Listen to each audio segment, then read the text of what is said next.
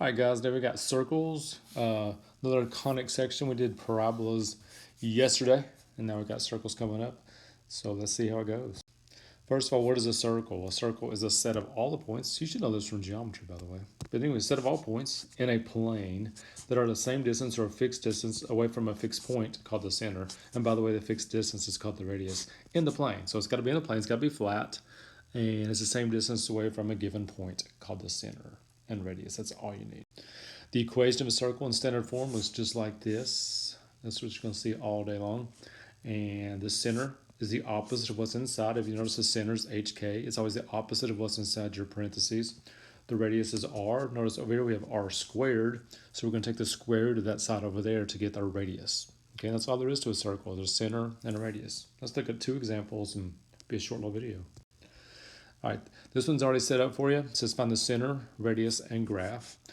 The center, first of all, is the opposite of what's inside your parentheses, 4, -3. Your radius, remember, this 16 over here represents R squared, so that means the radius is 4. So to graph it, I'm going to go to 4, -3, which is right here. Then my radius is 4. What I'm going to do is I'm going to go 4 to the right, 4 up, 4 left, and 4 down. I'm just going to connect those 4 points with this circle.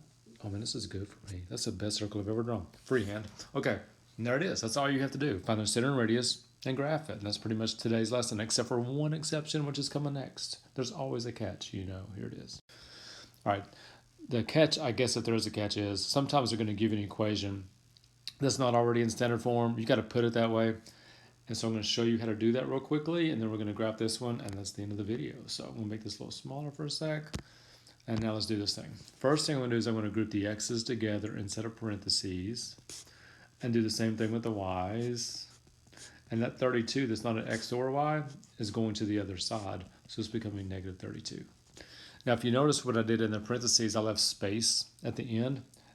I did that on purpose because I'm going to complete the square 2 times. So half of -16, remember take half the middle, square it, add to both sides. Half of -16 is -8, square it.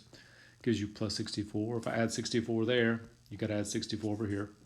Same thing with the y's. Half of 14 is 7. If you square 7, it's 49. Add 49 to both sides. All right, so what that gives me in the first parentheses is x minus 8 squared. The second parentheses gives me y plus 7 squared. And on the other side, if I add all that stuff together, let's see, 32 and 49 would be 81. All right, so what that tells me is my center is 8 and -7. My radius is the square root of 81, which is 9. I don't have room on my graph over to graph it. I'll give it a shot, but obviously I'm not going to have enough room. Oops. So let me change colors here.